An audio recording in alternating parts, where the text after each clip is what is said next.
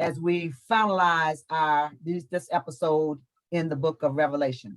And I'm glad to know that the book of Revelation really was not about you going to hell, about us being rained down on with fire and brimstone. I'm glad about that.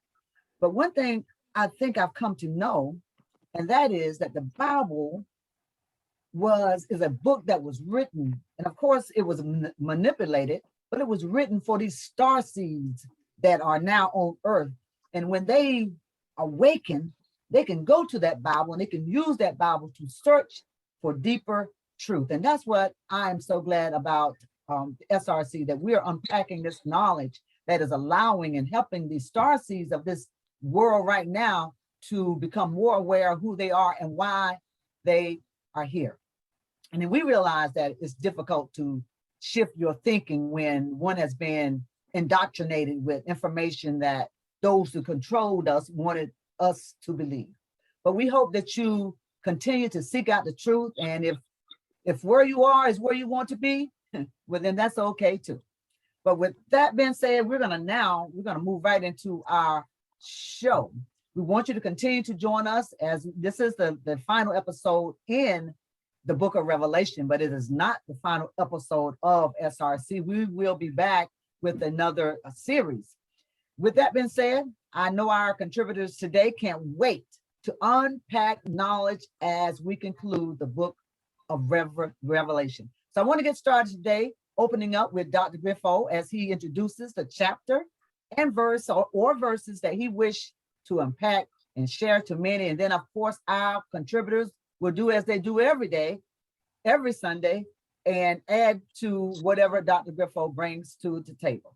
And with that, I will start with Dr. Griffo saying good morning to you, Dr. Griffo. How are you doing today? Good morning, everyone. How are y'all? Wholeness and wellness.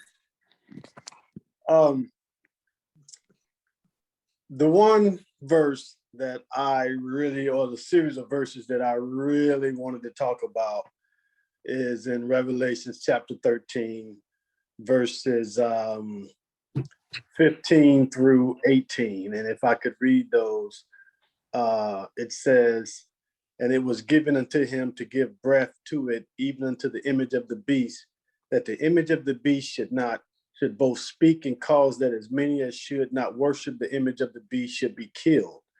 And he caused all the small and the great and the rich and the poor and the free and the bond, that there be given them a mark on their right hand and upon their forehead. And that no man shall be able to buy or sell except he that have the mark, even the name of the beast or the number of his name. Here is wisdom. He that hath understanding, let him count the number of the beast, for it is the number of a man, and his number is 666. So for years, and probably going to go for another 100 years, everyone has always talked about this mark of the beast and how you won't be able to buy or sell unless you have the mark of the beast. So anytime that scientists come out with a new invention that deals with chips, everyone thinks that it's going to be this alleged mark of the beast. But as you were saying in your monologue there, this was been taught as a doomsday book. And the reality is this mark of the beast in the hand and in the forehead comes from the book of Exodus, chapter 13, wherein it speaks about when they were reaching, the children of Israel were about to be taken into the promised land in the month of Abib. Abib is the ancient Hebrew month. The current Hebrew month is called Nisan, or Nisan, like the car Nissan. And it deals with the month of April, or the springtime. So in this quote in Exodus chapter 13, it talks about that God would give them this image or this mark in their head and in their hand. And what it is if you look at any Orthodox Jew, they wear what they call a tefillin, which is a black box right here that's wrapped around their head. And then they also have it the same box wrapped around their arm, and it's shaped like a black cube, like the Muslims have, called the Kaaba. And on this cube is written 3 Hebrew letters: Shin, Dal, and I think Aleph. But it comes from the Hebrew word Shaddai, which means mighty. So when God was talking to the children of Israel in Exodus, he was telling them about this mark that they would not be able to eat leavened bread, and etc. So this was not talking about some evil mark that's going to be put on people where they can't buy or sell. If you go back to the book of Exodus and you read it, and you'll see where the first instances of this mark on a hand and or on the head. And now, as the Christians who took a lot of their stories from the Hebrews, when they retold the story, they retold it in Revelation that made it like it was going to be such an evil, wicked thing. Secondly, the mark of the beast, being the mark of a man, is 666. Again, this has been taken out of context, and people are afraid of the number 666. But if you recall the story of Solomon and the Queen of Sheba, when she came to him and she was bringing him gold, the total amount of gold that he received was 666 talents of gold. So the number 666 has nothing to do with the devil, has absolutely nothing to do with evil. It's only talking about the length of your spinal column, which is 666 or 18 inches. You can look it up. The average spinal column of a man is 18 inches. So what you're talking about, as we've been talking about the entire time in this series, is the cerebral spinal fluid descending down to the sacrum and then being pumped back up into the cerebrum of the brain. And that has nothing to do with anything evil. You become a son of God if you are listening, or your thoughts are going to the right side of your brain. You become a beast man if you stay in your lower nature. But it has absolutely nothing to do with the devil, nothing to do with evil, nothing to do with some mark that's going to keep you from being able to buy or sell in the future. And that's all I wanted to say. Thanks. Wow, isn't that something?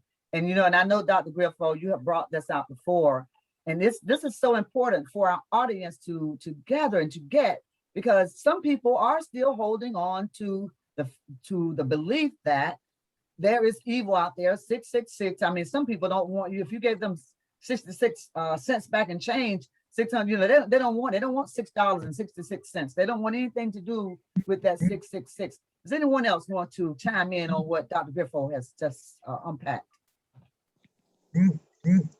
Well, I'd like to add to what he said as well. The number 6 also has to do with health and vitality, especially health and vitality of the sexual organs of the male and the female body. Actually, the word sex is codified as being spinal energy excretion. Wow. Just like Dr. Griffo said, going up and down the spine, okay? And when you take the 18 inches and add those two numbers together, it equals the number 9. And number 9 is the number which is responsible for the entire circulation in the body. And so the knowledge, the information is there, but the wickedly wise fathers for many thousands of years have put us in a state of fear, where we fear what is supposed to be here to enlighten us. Okay, so the number 6. So the number 6 is very vital. Sexual energy in the body is very energizing to the body, especially to the brain, and especially to the entire nervous and central nervous system of the human body. Okay, so it's not something that should be feared, and it's not something that should be abused, but it's something that should be cultured and made harmonious throughout the entire body. It's interesting that you would say that, because there's a guy in the Bible, I think his name is Adoniram, and he had 666 children. So I can appreciate your breakdown. I can definitely appreciate it. So, Oh, wow. that's absolutely right. So that definitely is, that was a lot of, what do you call that? What do you call that liquid?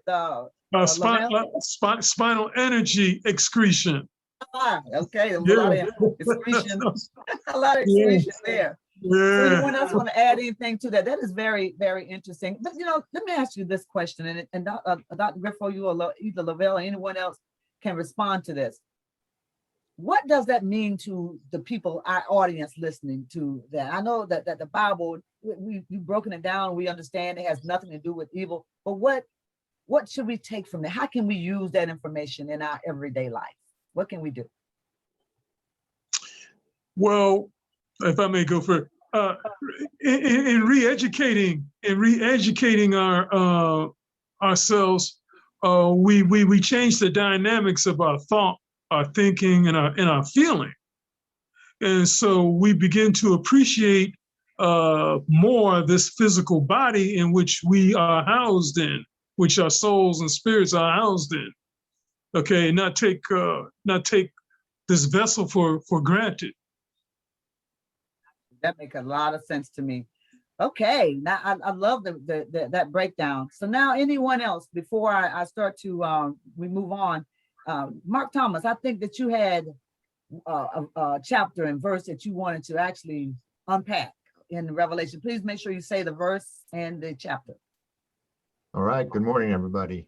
Good morning. Well, actually, what I want to talk about is going to refer to chapter 17 in Revelations, and the beast is in there too in chapter 17. In fact, the beast shows up a lot in Revelations, but it plays a significant role in chapter 17. What I want to talk about is the story within the story. We kind of talk about this all the time, but in Revelations, of course, there is the face story, and then there is the other story, I would call it. So as through all these episodes, we've been following John as he ascends in spirit, and he goes through an open door into heaven. He's shown wondrous sights and is witness to a great company, great ceremony, which includes the opening of the 7 seals that bind a book that came from the hand of God. He's later is witness to many other scenarios that play out in Revelation, some of them terrible and threatening. So now this is where SRC comes in, and what we've been trying to do, and why we spent so many episodes on this amazing story. We want to remind our audience of why this book was created in the first place. Yes, it tells a fascinating story on the face of it, and it's a story that many people take as literally the word of God. What SRC has strived to reveal is that this is not the real purpose of the book. It was never meant to be taken literally.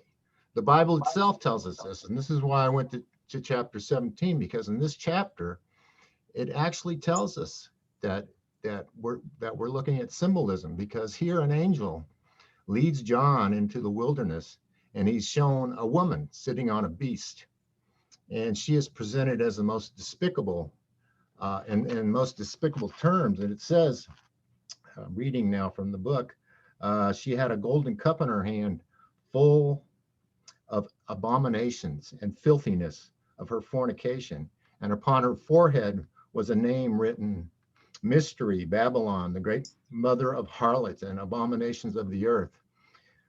And so, I mean, depicted in really an awful way. And then when John sees the woman, he, for some reason, looks upon her with great admiration.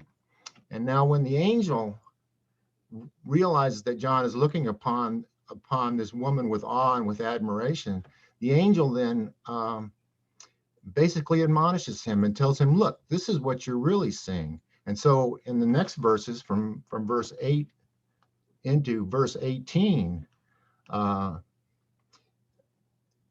the angel explains to John what he is actually being presented with. Let me pick up here. In other words, see this vision for what it is. So here in this one chapter, the book of Revelation itself tells us that the story is symbolic. The angel is telling John this, and we are John. That's who we are. We identify with John because we should be, or we're looking to be on the same journey as John is. So the symbolism was a tool or a means of teaching. And when we read this book, we should identify with John as one of us. The angel is telling us not to let the story overwhelm us, but rather understand that that symbolism is there to show us who we are by taking us through the temple of human consciousness. So this is, from what I see, this is a big part of the story of Revelations, and it's the story within the story that everybody needs to be aware of. Back to you, Noah. Thank you so much. Thank you so much. Now, for ages in church, I know people were talking about that the Babylon was going to be the United States falling and all of that. So break down for us, Dr. Biffle, what is Babylon? What are they really talking about here? If you go back to the Old Testament, when it first speaks of the deity called the Most High God. In Hebrew, that would be Elyon El, okay, meaning the Most High God. Now, you throw in the prefix Bab, which means door. So Bab Elyon, or Babylon, or doorway to God. So as Nimrod was building this tower, as they say, when the tower is nothing but the spinal column. Also, the word Magdalene means tower, as in Mary Magdalene means tower. So as you were going up or building this tower up to God, he was approaching the doorway to heaven, this is heaven. So God had to confound their language, as they say, so they wouldn't be able to reach God. Now, realistically, we know that if you were building a tower, if you got so high up into the air, up into space, or up into the atmosphere, you would begin to lose oxygen because the atmosphere is much thinner. So there's no way in heaven that you can build a tower that goes up to see God. So what they're missing, of course, again, is you get into the languages and then you'll be able to see that trying to build a doorway or Bab Elon, or doorway to Elyon, the highest, is impossible unless it is physiological and metaphysical, where again, once you're coming from the lower nature and you're climbing Jacob's ladder, or you're going up the winding staircase and you're trying to get into the right side or get into heaven. So Babylon has nothing, absolutely nothing to do with America. It has absolutely nothing to do with some city that was full of evil people, as they say, with Sodom and Gomorrah. That deals with the salt, Sodom, Siddim, sodium. And what happened with Lot's wife? She turned into a pillar of salt. See, so it was just telling you about the bodies, and as I think we've spoke about, or if we haven't, this will be the first time we'll talk about it. There are 12 different mineral salts that encompass our bodies, and if you break it down, then we'll be broken into 12 different mineral salts that correspond to the zodiac sign. So for 9 months while we're in our mother's womb, we get 9 of those cells, and then once we're born, then there's 3 of those cells that we do not get. So then we have to take those cells on a daily basis to give us the complete 12 aspects of those salts that are used to help regulate our bodies, our hormones, our glands, etc. So no, Babylon simply means doorway to the highest, or doorway to God. It has nothing to do with some evil city, etc. Isn't that amazing how we've been taught this all of our lives about, Babylon and even people right now. And SRC, we're not trying to change what someone has taught you, but we are encouraging you to really learn this information. Go research it for yourself and find out the truth, because I know I was in bondage way too long, and I just refuse to continue to be in bondage, not having the right information. And we're realizing that revelation is about about us. It's about our bodies. It's about the atmosphere. It's about the signs, the zodiacs, and all of that stuff. That's what it's really about. So I'm just every time we talk about this, I just get happy, more happy to know who I am. So with that being said, I know that someone else want to chime in on that same subject. Let me hear you. Okay. And if not, okay, go ahead, Lavelle.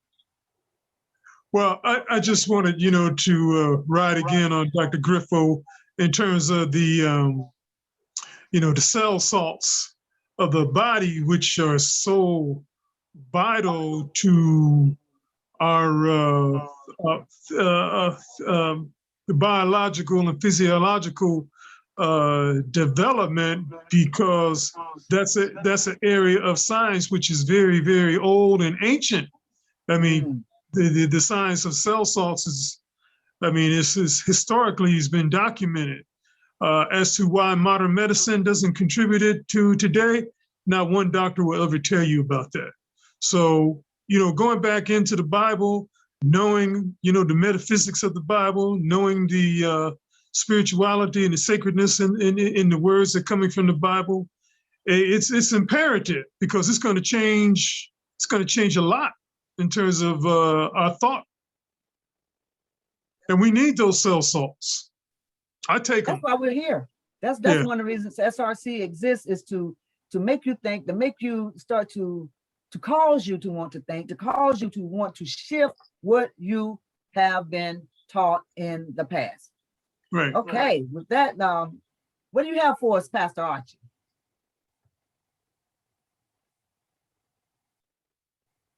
Yeah, you're on mute. Yeah. Good morning, everyone. Yeah, Good morning. I tell you, it's so much in the Bible, and I'm sitting here thinking that there's so much that I could say, but I'm gonna be short and I'm brief.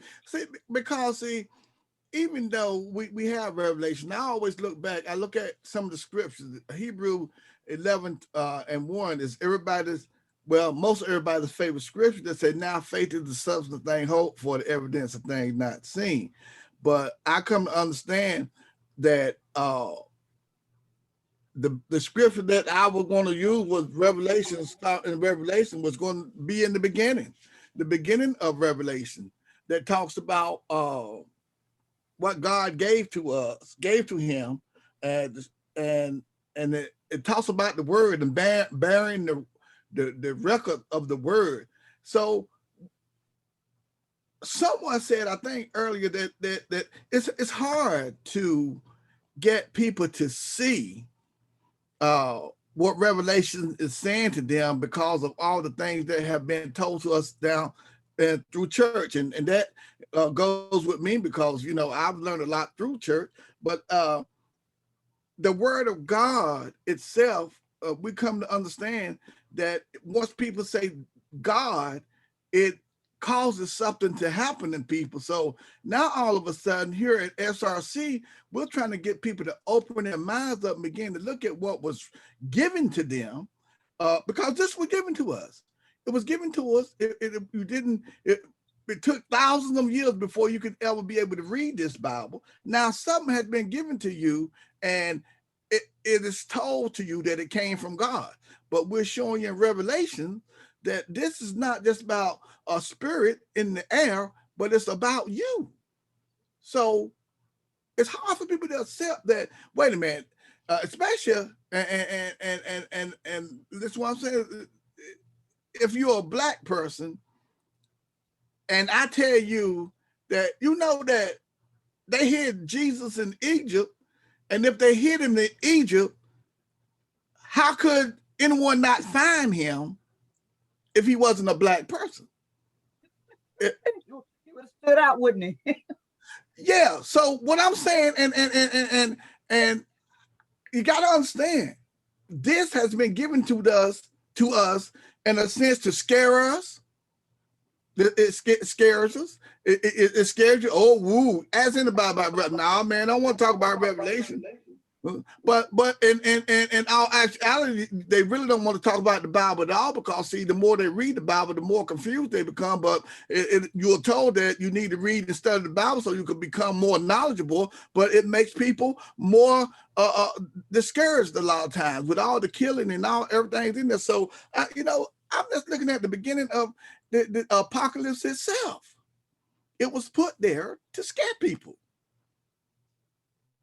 But it's Exactly. really talking about you. That's right, Pastor Archie. It was put there to scare people. Let me share something. I just finished watching the series Rome, and I'd never watched it before because I just didn't want to be in that period. But nothing is different today than what was happening back in Rome. I mean, if you really sit down and really watch that series, you can see how religion was formulated to what it is today. You can see how those who thought that they were better than everyone else, how they set laws. You can see that. I mean, they had a Senate too. And you think they had a Senate, and the people in the Senate finally killed what was the guy that they killed? They killed Julius they killed Caesar. one of the leaders. Caesar. They killed Caesar. All of them jumped on in the story in the series. But what are they doing today? They're doing pretty much the same thing, but they're doing it with words and other means. They're doing the same. Nothing has changed but us. Nothing has changed but us. And how have we changed? We have more knowledge than we did before. They cannot hold us in that same vacuum that they did before, because now we have the knowledge. We're no longer asleep, and we are not going back to sleep. So I just wanted to say that, because there's just so much symbolism in what I watched in that movie to what I see in what's going on today, even with the prisons and everything else that people try to do to you. But Anala, suppose they taught us in school, gave us the right education concerning ourselves from before now. If they would teach us about who we really are, where we came from, the contributions that our ancestors had actually given to actually help build up this world, the left and the right side of the brain, about us, our body, about how we are entranced with the people on the left side that think from the left side of the brain, want to keep you in a trance, and those of us that think from the right side of the brain believe that we all should be united. But see, that's one of the things that our brother Martin Luther King had brought forth, was uniting everyone, and everyone having the chance to be able to build for their own self, and have, man, the church fathers didn't want that. They didn't want that, not at all. They didn't want us to think that we thought love. They thought we're going to kill you and take every doggone thing you got. And when you trying to love me, I'm going to beat your tail and take everything that you have. But that's because, you know why that is? Because most of us that think from the right side of the brain. And I brought that up because I want to ask these two brothers here what they give us a little bit more knowledge about the left side and the right side of the brain, where that thinking comes in, and how it causes you to think differently from those who think from that left side. I'll start with that a little bit. Right brain, left brain. Once again, if we go back to where is heaven, the dome, we know that our pineal gland is centered in the dome. The pineal gland, as Brother Griffo has taught us in earlier sessions, controls right brain, left brain. One part of the brain keeps us in a docile, dormant state, where another part of the brain helps us to evolve in a state of consciousness, okay? And then the pineal gland is responsible for being the master, which directs the inflow and outflow of all the information and knowledge and everything that we experience in life. Okay. And so when we look at, in terms of the dome, what's housed in the dome makes it become vitally important. And once we release certain excretions within the brain, okay, we lose or we rid ourselves of those fears that we have been given since childhood. And well, actually, even before we were birthed, because when you come out of birth, they put something in your eyes that causes you to go blind temporarily. And I never understood that. So somebody knew very well the physiology and the anatomy of the brain, the eyes, the association between the eyes with the pituitary gland, which is the sixth chakra, and then the pineal gland, which is the seventh chakra. Okay. And when you add the 6 and the 7 together, you hit 13. 13 is known as the number of transformation. Okay. You drop the fear.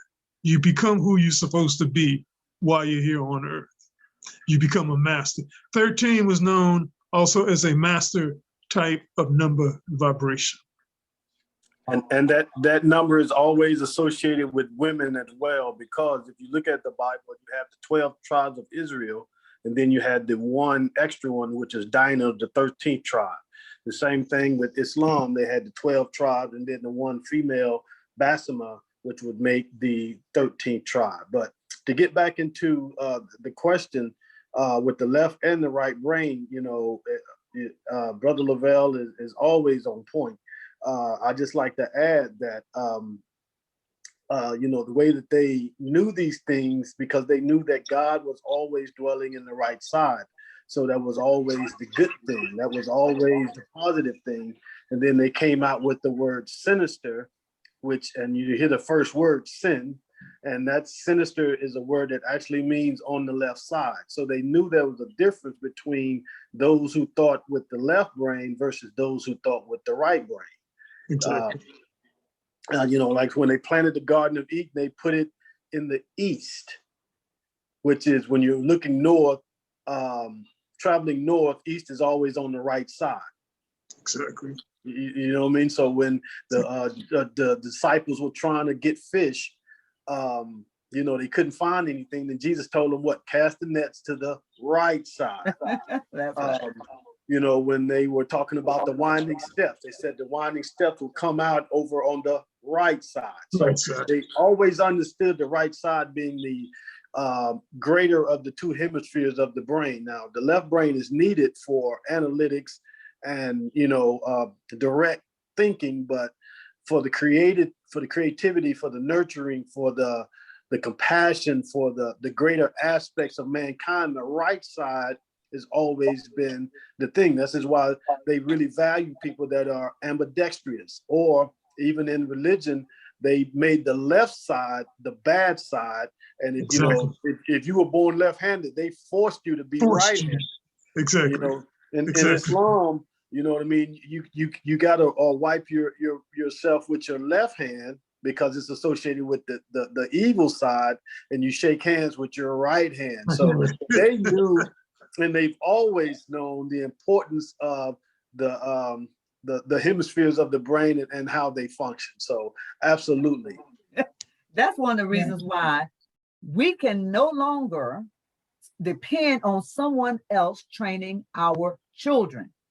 We have got to, I'm not saying you can't send them to public school, but you have got to take the time, train your children, train your grandchildren, because they need to know this. Otherwise, they're going to be taught the same thing in school, the same thing, maybe in a different type of manner. They're not so outward with it anymore, but they're still providing that same antiquated training that push a person in bondage. Don't forget that, because one thing I do know is that they know the rules. Like Dr. Griffo said, and Brother Lavelle said, they've been knowing this for the system has been knowing this for a very long time. We're just catching up. I'd like to add something. to that about the left and right side hemispheres. It's reminding me of some of the conversations we've had about the suppression of the feminine. Dr. Griffo, you mentioned how the right side has to do with the number 13 has to do with the feminine, but also, correct me if I'm wrong, the right side of the brain also has to do with the feminine, right? So when we look at the yin and yang symbol, right? So the right side has to do with feminine. So this began a very long time ago when we talk about the left and right side of the brain not working together. This also stems with it being perpetuated to separate the feminine, the right side of the brain, from the masculine, the left side of the brain. So we've been taught to vilify creativity. We've been taught to vilify intuition, which is where we get this idea of female intuition. We've been taught to suppress that. We've been taught to suppress being empathic, which is also the right side of the brain. We've been taught to suppress being clairvoyant, which also comes from, so these are all of these feminine aspects and qualities that we've been taught to vilify, which is why we see this separation of masculine and feminine being so heavy, being so prominent. Right. So this kind of explains how this system of patriarchy has, And has overridden the feminine aspects or the right side of the brain. So, this is prevalent in all of us. So the work is, as Mr. Lavelle mentioned, doing the work with the pineal gland. I guess the pineal gland being the conductor between the two. Exactly. Once you do the work to decalcify your third eye or the pineal gland, then both sides can communicate. So last year I had the opportunity to speak on this this conclave. It was called the United Consciousness Conclave. And there were some organizations out of India and Egypt and all over the world got together, and they talked about uniting in consciousness. And so I was guided to say, well, how can we unite in consciousness, left and right side of the brain, right? If we've been taught to vilify the part of consciousness that gave birth to us all, which is this feminine aspect, these feminine qualities. And so, doing the work to decalcify that so both can work together. And the part of, the funny part that came up to me was the masculine consciousness and the feminine consciousness, have always been in a relationship. And it was the human ego that separated God from his goddess. It's been the human ego that, broke up this marriage. So they are ready to come back together. They, it was the human ego that tore them apart, but they've always been one and the same and equally as powerful.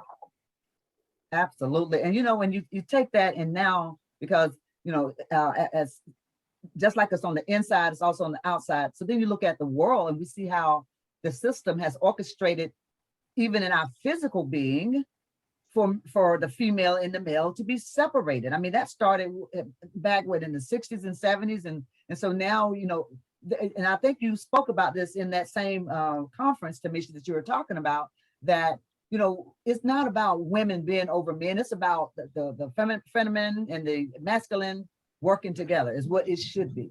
Yes, it's been a human ego that pitted them against each other. Right. It stemmed from somewhere that one wanted to overpower the other, and this was never the case. Whatever energies or beings came in, they created this scenario that pitted these energies against each other. And it really doesn't have anything to do with the sex of a male or female, meaning, me with a uterus and, a man with a prostate. So this has to do with feminine and masculine energies. Women and men both embody, we embody both energies. I am both masculine and feminine, okay? Men are both masculine and feminine. And so the separation has been within ourselves before we could ever separate from each other. We've separated the masculine and feminine in ourselves and been taught to do that before we could ever separate from each other. So it was never about overpowering the other. They would rather come back in unification equally with each other. Yeah, in that conference, I mentioned that there are two thrones, right? One for the king and one for the queen, right? They both rule together, equally as powerful. So it was never, let me overpower you. It doesn't work that way. Obviously, we look at the state of the world as completely in chaos because one has Yes. tried to overrule the other, and also in that conference, and this is stuff that was, I'm just going to speak very raw. This was information that was channeled through me, right? And there were mostly men on this conference, and at the end, I could see the eye, like, how would she say things like that? How could she say things like that? But I saw it was a lot of mute faces because this truth is very heavy. And, part of what came up was, and it's just for fun, you can kind of look at it for fun, but how this earth it rotates on an axis, right? So it's kind of lopsided. So what came up for me was, it's like we've been trying to fly on one wing, which is why the earth is tilted on the axis. It's like one wing is missing, which is this right side, which are these feminine principles, which is this feminine energy that's been vilified, that's been shunned and shut down. And so we're trying to fly on one wing, and it never has worked, and it never will. And even when there was a point where the feminine energy, throughout history has attempted to overrule, it didn't work either.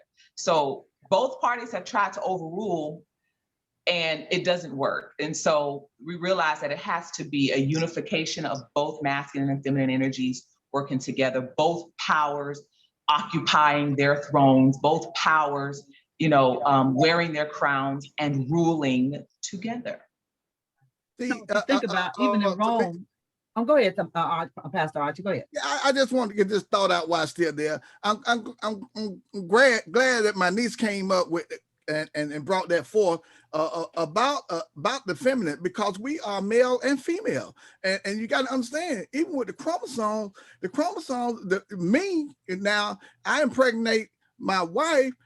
If I give the chromosome X to her, then it's going to be XX. If I give her the chromosome Y, it's going to be XY. But guess what? X is always there. The female, the blood is the pure.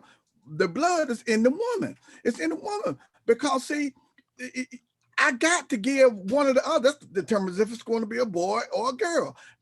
X means I think it's going to be a boy, and if it's Y, correct me if I'm wrong, it's going to be a girl or whatever. But the X, which is the female, is always there. She's there. So she has the ability to just like the birth, the virgin birth. If you go back to that, see, at first she didn't need me to give anything to her. That's how the virgin birth came by. It's more to it, it's deeper than that, but I'm just throwing it out there right quick. It's deeper than that, but that chromosome, I just want people to understand that, hey, X, Y, the X is always there regardless of what you bring to the table. Yeah, I believe I heard a lecture from, or maybe I read in one of your books, Dr. Griffo, that we all started off as feminine, right? And again, we're talking about just the energies, right? We've all started off as feminine. So I look at the yin yang symbol, and the yin is the feminine, which is the darker side, right?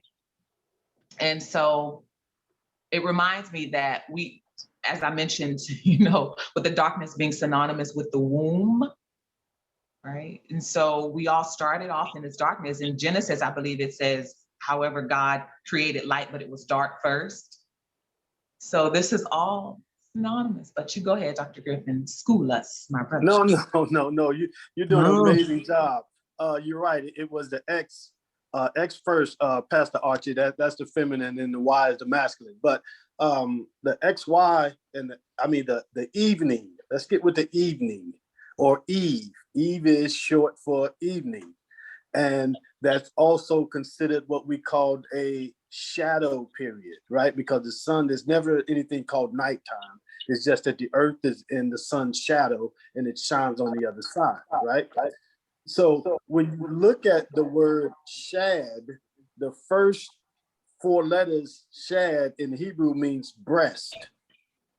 So shadow, breast, eve, evening, nighttime. There was always that balance. And as she was saying, it was the night. He says God created the night, then the day became the first day. And the women were always here first, always will be first. And it's very important that we recognize that feminine energy, but there was a balance. That's why you have that the nighttime will overtake the daytime, and then the daytime will come back and overtake the nighttime. But even in the folklore within the Bible, you'll notice that they tried to change it by making all of the women evil. Delilah cut off Samson's hair. Eve gave Adam the apple. You know what I mean? There were 7 prostitutes that came to Jesus. I mean, the woman with 7 prostitutes came to Jesus. They always had to make women evil to justify their mistreatment of the feminine principle. That's exactly right. Right. So, but nature has a way of setting things right. Going back to one last story with the whole Lilith and Adam, the whole myth around Lilith and Adam, who was supposedly Adam's first wife. Well, according to the story, the reason why they broke up is she wanted to be on top, and Adam didn't want her to be on top. But if you look at religious cosmologies around the world, in Egypt, they had Nut, the sky god, on top of Geb, the earth god. If you go to India, they had Kalima on top of a deity on the bottom. So it's always been the feminine, then the masculine, and they would always reverse roles. So, but yes, ma'am, Miss Burgess, you are on point. Yes. You know, if you go back and think about and 1 second, Lavelle, I'm coming right to you next. When you go back and I'm going to talk about Rome for a second again. Yes, they had the women sitting on the throne with them, but the women had no power. And so you're absolutely right, Tamisha and Dr. Griffo. They wanted to strip the woman of the power that they knew that she had. I'm sorry. Go ahead, Lavelle. Just to take the word Eve a little bit further. Eve, if you really think about it, when you have Christmas Eve is the day before Christmas. Adam and Eve is before Adam. It's sitting right there looking at us. Wow. I love it. Okay. Oh God. You know when Just you quick. channel something to say and then it goes, gosh. Yeah. But just quick, while you're trying to get your point together, even on the compass in the square of the Freemasons, the compass is on top of the square, and the compass makes a circle, which is related to women. Okay. Yeah, exactly. Yeah. Exactly. Oh yeah, that's powerful. It is sitting right in front of us, Mr. Lavelle. When you mentioned it's really not night, but the shadow, right? And so there's this terminology that most of us probably know here, but those who will be listening to this later on YouTube, shadow work. Okay, you've not heard of shadow work, or the dark night of the soul journey. I think I mentioned this before too. And so we talk, this is just so relevant right now, but the importance of shadow work means the importance of delving back into mama, right? The importance of shadow work is delving back into these feminine hidden aspects of ourselves that are in the shadow, in the darkness.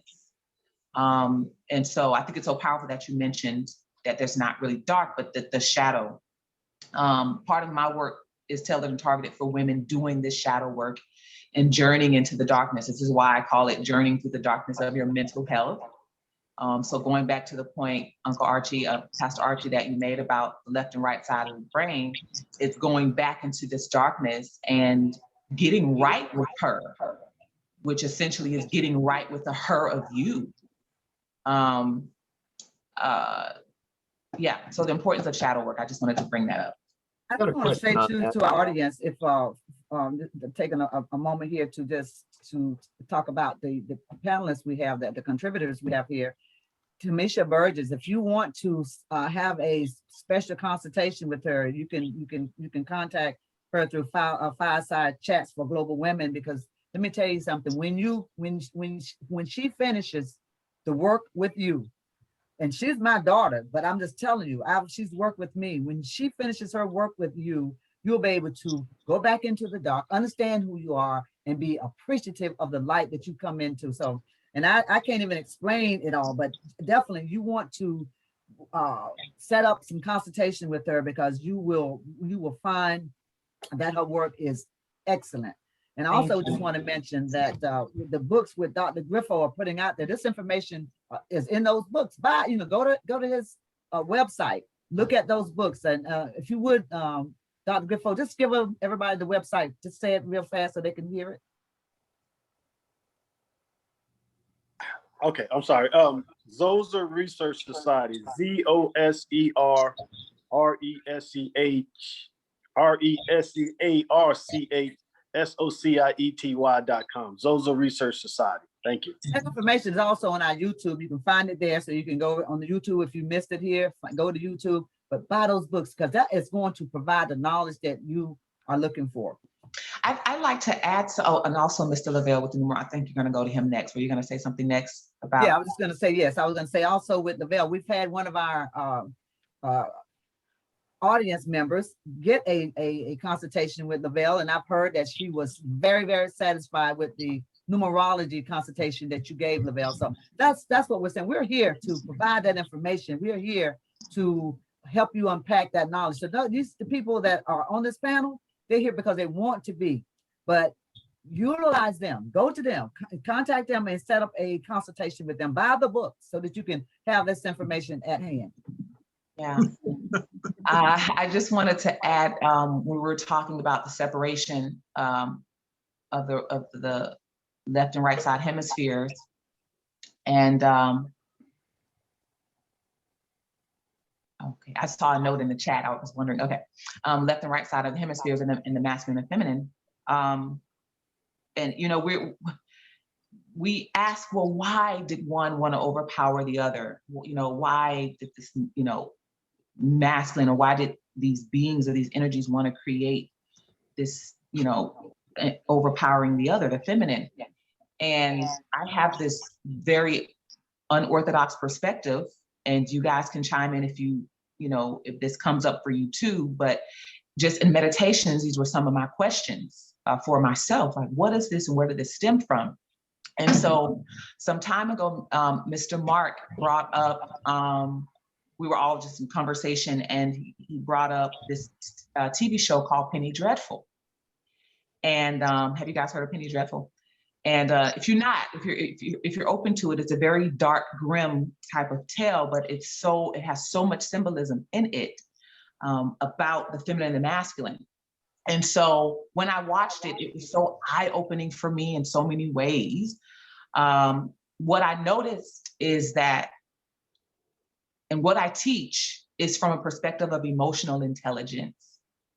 And what I notice is that when you come into this knowledge of power, of your power, when you start to awaken these powers inside of yourself, when you start to do the work to decalcify your pineal gland, and you start to bridge together your dark and your light, if you haven't developed emotional intelligence about what to do with this power and how to channel this power, you'll have a lot of hurt people still hurting other people. And so what happened, what I believe has happened a long time ago and continues to happen today, is that you had emotionally unintelligent people wielding this power. And so there were a group of people that said, well, something needs to be done. We got to shut this down some kind of way, some kind of how, because we have people running amok with this power, unleashing this power and activating this idea of alchemy, and aren't ready to do that. And so part of what I teach, what I share about unleashing power and activating, is developing and refining emotional intelligence, or we'll continue to have the same kind of chaos we've had, because it's kind of like giving a child a loaded gun. when you unleash these powers, when you start to activate this stuff. And so I just think it's important to note that, you know, what happened was there were a lot of people that got out of hand when they started accessing this knowledge. And so I believe that's where it started to be refined down to certain societies having this knowledge and sharing it, you know, and, you know, going through this idea of an initiation process before you could have access to this knowledge, because there were a lot of people who just were not ready for it and were just not mentally or emotionally equipped to handle such information. So I just Now, wanted to say listen, that that could be a conversation another time. yes, we're almost out of time, but what I want to do and is to just go around the room, round robin real fast, and just brief, if you want to say something, you can. If you don't, that's okay too. Just briefly leave the audience with something from the book of Revelation revealed. Starting with you, Mark Thomas. Well, I think I'm just going to go back to what we were just talking about the left and the right side of the brain and the male-female counterpart. While you guys were talking, I looked and I knew I'd seen a place in the Bible that talked about the bride of the Lamb. And in the last, one of the things that struck me really was in verse 9 of chapter 19, and it says, "Blessed are they which are called unto the marriage supper of the Lamb and his bride." So, I mean, to me, this tells me that this is confirmation of what you guys were just talking about how you need to bring the male and the female aspect together. That's all I got. I love that. I love that. Okay, Pastor Archie, your final thoughts. What you want to leave with the audience? Just very briefly. Yeah, okay, right quick. I mean, I gave you that scripture about Hebrew about the faith, but what I was thinking that we came in this world and it was a system that was already in place when we came in this world. We expected to be treated right and with respect and dignity, which belong to all human beings. Now, with Revelations, we have to research and study the symbolism that is put before us and gather the true evidence that tells us where we came from, and helps us to see the accomplishments and the contributions that our ancestors made to help to establish this country or this world itself. Then we might be able to see how to stay on the path that lead the straight path and help us to see where we're going at.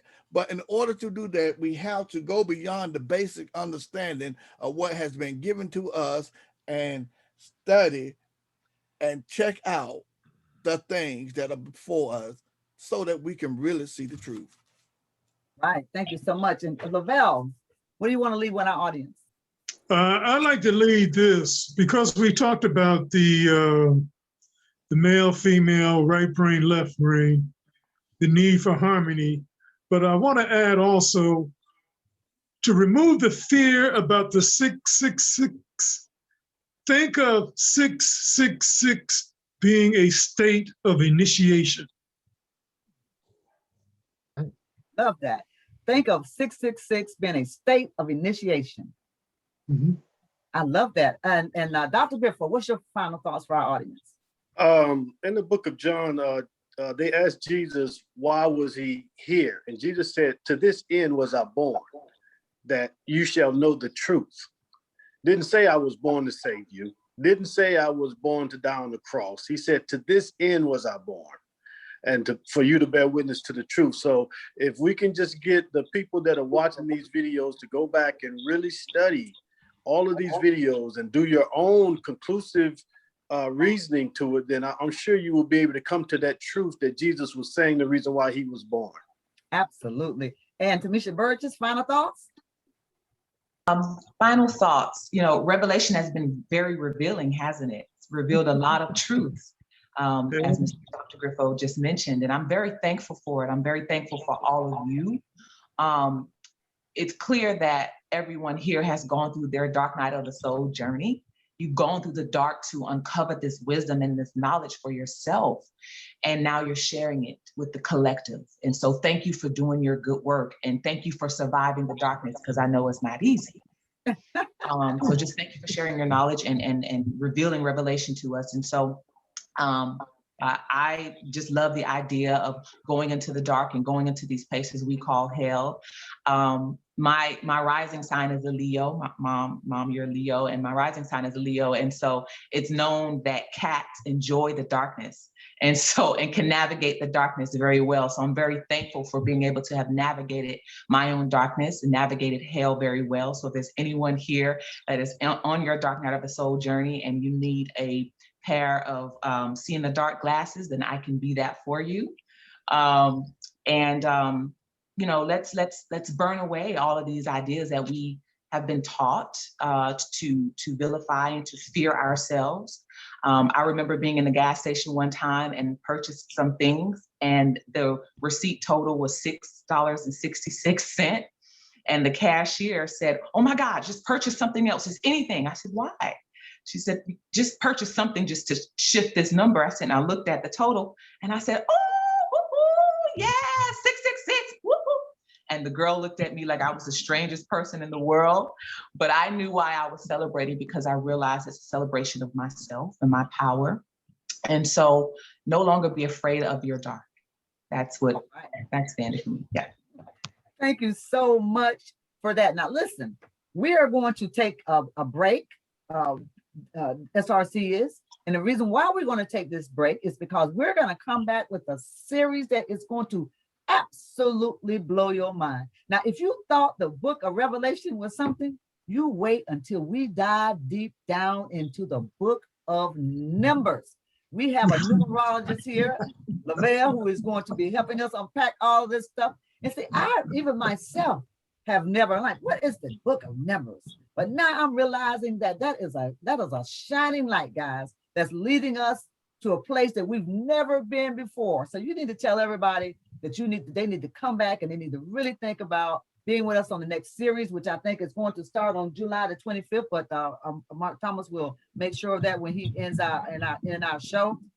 Right now, I want to say, those of you who have been attending this series, we talked about the fact that we give away stuff. We want to give away stuff, but we give away meaningful stuff. So what we want now is for you on the entire series. If you missed some of them, you need to go to YouTube.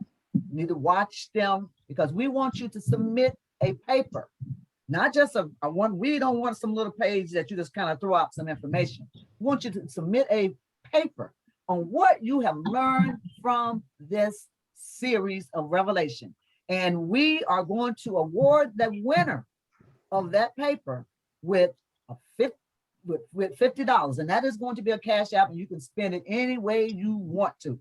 So please make sure that you do not forget that it is going to be due no later than July the 18th, before we go back into the next series. So make sure that you send that information to us so that we can, and if you're the winner, you're going to be awarded that $50 cash certificate. Okay. So with that, I now just want to say thank you for all our contributors for what you've provided in this series here. And we look forward to coming back on again, July the 25th, for the book of Numbers. So with that, I turn it over to you, Mark Thomas. All right. Well, thank you, Anala. Great show again. I mean, this series was an adventure for me. I'm sure it was for almost everybody here, and the audience in particular. But we really thank our audience for sitting in on today's presentation. Our next broadcast, like Anala says, she's right, excuse me, July 25th at 10 o'clock Eastern. So please join us as the SRC team focuses on the biblical book of Numbers. We really appreciate everyone's patronage and encourage you to email us your questions or comments at shiftingreligiousconcept@gmail.com. If anyone is interested in advertising with SRC, please contact us at that same email. Also, don't forget about that this presentation will be available on YouTube within the next few days, and all of our presentations are available there as well. And I concur with Dr. Griffo is that you should go back and watch all these episodes on Revelation. Even if you just watch one a week, it's kind of eye-opening. So even if you attended today's program, please go to the Shifting Religious Concepts channel and give us a thumbs up and subscribe. This is one of the few ways we get public attention and it really helps us promote the SRC mission. If you're not subscribed, go to our newsletter at shiftingreligiousconcepts.com/registration and join us. That does it for today's broadcast. Once again, watch your email for our Zoom link inviting you to attend our recording session on 25th of July. In the meantime, we wish you all peace, health, wisdom, and love, of course.